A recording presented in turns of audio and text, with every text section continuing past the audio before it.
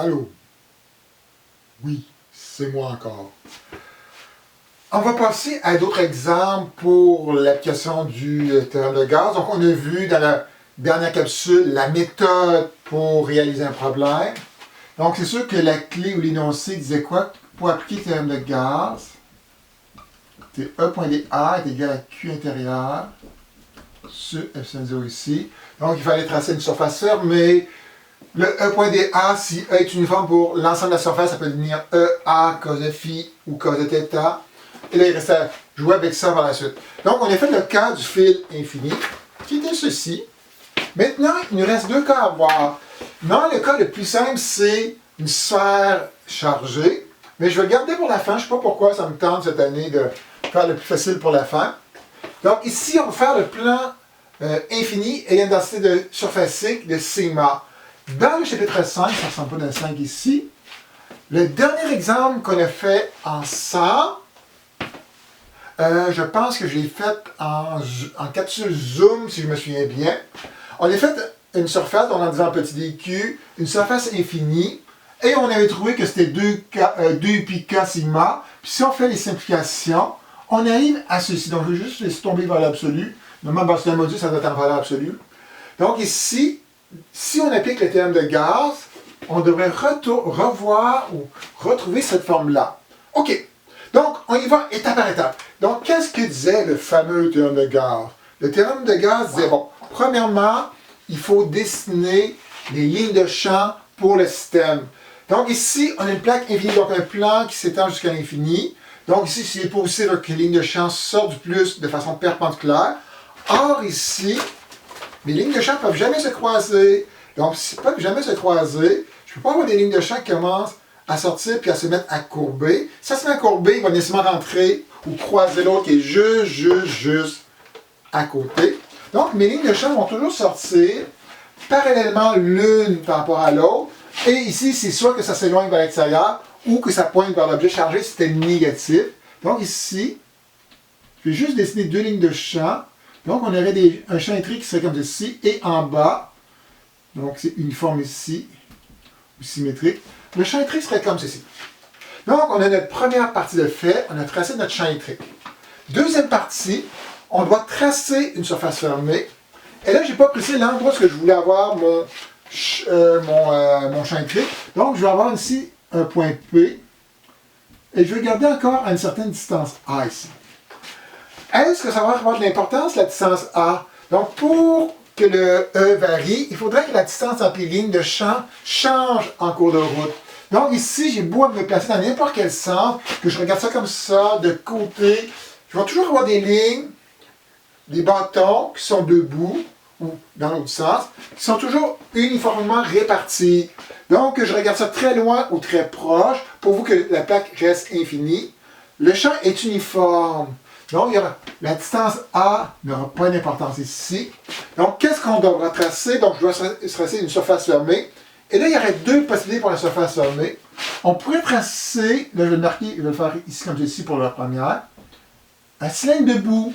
Si je trace un cylindre debout, les extrémités ici sont traversées par des lignes de champ. Donc, il faut que ce soit parallèle ou perpendiculairement. Donc, c'est perpendiculaire ici à la surface.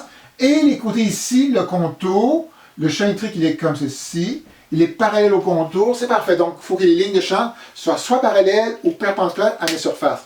Donc, on peut dessiner ça. Ou on pourrait dessiner ici une boîte, un cube. Donc, ici, je vais essayer de dessiner ici comme ceci. Comme ça, comme ça, comme ça, comme ça, comme ça, comme ça, comme ça, comme ça. Comme ça. Ici, donc, je vais essayer de faire le mieux que je peux faire. Donc, on va dessiner un certain cube ici, une certaine boîte, c'est pas un cube, c'est plus une boîte. Donc, est-ce que la boîte est bonne pour appliquer le théorème de Gauss? Oui. Les quatre côtés verticaux sont parallèles aux lignes de champ, et les deux extrémités, eux, sont perpendiculaires aux lignes de champ en ce cas-là. Donc, avant d'aller plus loin, on pourrait tracer les vecteurs des A. Donc, chaque surface a un vecteur des A. Donc, la surface du bas, un certain vecteur dA, que je vais appeler dA2 ici. La surface ici, dA1 comme ceci. Et normalement, j'aurais quatre contours à considérer. Donc, j'aurais ici DA3, DA4, DA5. Donc, le schéma, il est complété. Maintenant, il faut que j'applique le théorème de Gauss. Donc, le théorème de Gauss dit quoi? Dit que l'intégrale sur un parcours fermé de E.dA donne Q intérieur sur epsilon 0. Or, ici, notre E.dA, pour que ça soit fermé, ça serait la somme des surfaces. Donc, ça serait surface 1, surface 2, surface 3, surface 4, surface 5 et surface 6. Mais ici, au lieu de faire 6 termes comme j'ai fait, donc dans l'autre j'ai fait 3 termes, on pourrait y aller de façon simple. Donc, il y a des termes qui vont avoir 0. Donc ici, on pourrait dire que les surfaces 3, 4, 5, 6 ont aucun flux parce que DA et E font 90 degrés. Ou encore, on pourrait tout simplement dire, et ça à l'examen, donc si vous marquez ça comme justification, les surfaces 3, 4, 5 et 6 ne sont pas traversées par des lignes de champ, donc ils n'ont aucun flux. Donc, qu'est-ce qui nous reste ici? Il nous resterait E1, A1, et encore une fois, l'espace va manquer ici. Ici, je vais effacer ça. Donc, E1, A1, cos de θ 1 ici, plus E2, A2, cos de θ 2 ici, est égal à Q intérieur sur epsilon 0. Qu'est-ce que le Q intérieur? C'est la charge qui est prise dans cette boîte-là. Donc, c'est-à-dire que la charge qui est prise dans cette boîte-là, ce serait cette quantité-là qui va contribuer au flux. Là, il reste juste à développer les termes qui sont dans l'équation. Donc, ici, on va commencer par les E. Comme le champ est uniforme, qu'il soit au-dessus de la plaque ou en dessous de la plaque, c'est le même champ.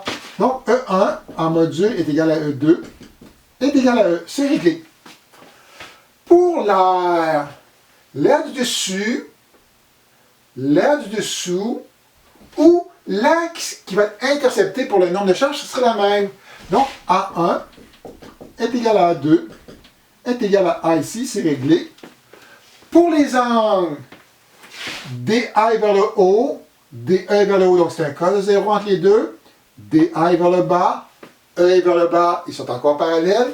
Donc, θ1 est égal à θ2 est égal à 0. Donc, ça veut dire qu'ici, les cos de θ vont donner des 1 partout. Et il nous reste notre Q intérieur. Donc, ici, on parle d'une densité surfacique. Donc, la densité surfacique, c'est défini par Q sur l'air ici. J'ai eu tendance à mettre un Q majuscule. Mais vous pouvez mettre un Q minuscule, ça n'a aucune importance. Donc, si j'isole Q ici, qu'est-ce que ça va donner? C'est la charge qui sera prise à l'intérieur sera égale à la densité de charge fois l'air intercepté par le cube ici, qui sera A. Donc, un coup qu'on a tout ça, on met ça ici, à l'intérieur ici. Qu'est-ce qu'on aura? Donc, ça donne E fois A ici. Cos de 0, ça donne 1. On va les laisser tomber, ça va être plus simple. Donc, E fois A ici est égal à Q intérieur. La charge qui est à l'intérieur, c'est sigma fois A sur epsilon 0 ici. Donc, on s'aperçoit qu'à droite et à gauche, tous les termes ont des A. Donc, on peut les simplifier. Simplifier. Donc, ici, il reste E plus E, ça donne 2E. Et si j'envoie mon 2 de l'autre côté, on trouve que le module, faire attention, c'est un module, est donné par 2 sur epsilon 0. Et c'est exactement ce qu'on avait trouvé dans la première partie, dans le chapitre 5. Donc, on voit que les deux méthodes sont concordantes entre les deux. Sauf que cette méthode-là, elle est beaucoup plus rapide pour trouver la solution. Donc, une petite note sur ce problème-là. Donc, vous arrivez à des occasions où ce qu'il y aura plus qu'un objet. Donc, ça peut être 2 plaques chargées, ça peut être une plaque et un fil, une plaque et une sphère, 2 fils, etc. Donc, je rappelle que c'est le même principe que pour les charges ponctuelles. Chaque objet va faire son champ électrique et les champs électriques vont s'additionner pour donner le champ électrique résultant. Donc, ici, on va supposer qu'on a 2 plaques qui sont très grandes. Donc, quand on dit très grand, ça suppose que c'est des plaques infinies. Donc, on a démontré que le champ électrique est donné par sigma sur 2 epsilon 0. Et là, maintenant, il nous reste à trouver le champ. Je vais avoir le champ électrique total au point A et le champ électrique total au point B, en sachant que c'est 2 plaques infinies. Donc, j'aurais pu mettre un plaque et un fil, mais ça ne dérange pas ici, mais c'est juste une particularité. Souvent, vous allez voir ça, ce système-là de deux plaques chargées de façon opposée. Donc, le truc, c'est toujours faire le schéma. Donc, on sait que si on a un positif, le champ qui sort d'une distribution positive s'éloigne du système chargé. Donc, c'est-à-dire que le champ E1 serait ici vers le bas. Et si je fais le champ de lui à cet endroit-là, donc c'est une charge négative. Donc ici, le champ va pointer vers l'objet négatif. Donc, c'est-à-dire que E2 serait comme ceci. Et si on va voir le champ résultat ici, donc le champ au point A, ici, je vais juste l'écrire en module. Donc, si j'ai un module, je m'aperçois que les deux champs pointent dans la même direction. Donc, ça sera le module de 1 plus le module de 2 ici. Donc, ce sera sigma ici, en valeur absolue sur 2 epsilon 0, plus sigma. Ici, on suppose, c'est vrai. J'ai oublié de marquer ça avant, donc je vais aller trop vite. Les deux ont exactement la même densité surfacique. Donc, sur epsilon 0 ici. Et ça veut dire qu'ici, le champ électrique entre les deux plaques sera donné par, donc, une demi plus une demi donnerait 1 ici dans ce cas-là. Donc, au point A, bon, mettre un A minuscule, en tout cas, A minuscule, bon, P ici, comme ceci. Donc, ce serait donné par la somme des deux vecteurs. Donc, on trouverait un module de ceci. Et l'orientation, on regarderait en fonction de notre dessin. Donc, ça serait quelque chose qui sera vers le bas. Donc, maintenant, si on fait la même chose au point B, donc, chaque objet, de façon indépendante, crée son champ magnétique, son champ électrique. Donc, un au point B, qu'est-ce qu'il va faire? Il va faire un champ qui s'éloigne, donc ça veut dire que E de 1 serait comme ceci. Et l'autre, moins à cet endroit-là, le vecteur va pointer vers la distribution négative. Donc, c'est que E de 2 serait comme ceci. Donc, je vais mettre une petite flèche ici. Donc, si on additionne les deux vecteurs pour avoir le champ au point B, qu'est-ce qu'on aura? On a un vecteur qui est vers le bas. Donc, si je tiens compte de composantes, donc ici, j'aurais dû mettre des moins pour dire, bon, j'aurais dû être moins pour juste indiquer un sens. Donc, ce serait la partie en Y ici. Donc, on aurait une partie négative vers le bas. Donc, ici, on pourrait faire la même chose. Donc, on a un qui est vers le bas. Donc, moins sigma sur 2 epsilon 0 ici. Plus l'autre est vers le haut. Sigma sur 2 epsilon 0 ici. Donc, c'est deux vecteurs de même module, mais de sens opposé. Donc, qui va donner ici 0. Donc, ici, bon, juste revenir, peut-être, bon, les moires n'étaient pas si importants que ça, c'est juste qu'on voit qu'ils sont dans le même sens. Ici, pour indiquer que c'est le sens inverse, on a mis un vers le haut, puis un vers le bas, donc vers le bas, vers le haut. Donc, ici, ce système-là est vraiment particulier. Deux plaques parallèles chargées de façon opposée. Qu'est-ce qui va arriver? À l'extérieur de celle-ci, le champ électrique sera nul, et à l'intérieur, on aura un champ électrique uniforme qui sera donné par sigma sur epsilon 0. Donc, c'est une manière de créer un champ localisé, uniforme par la suite.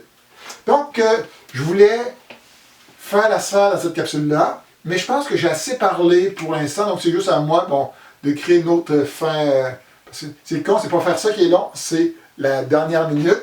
Donc, je vais me forcer, je vais faire une autre capsule. Avec ça, on se dit à la prochaine. Yo!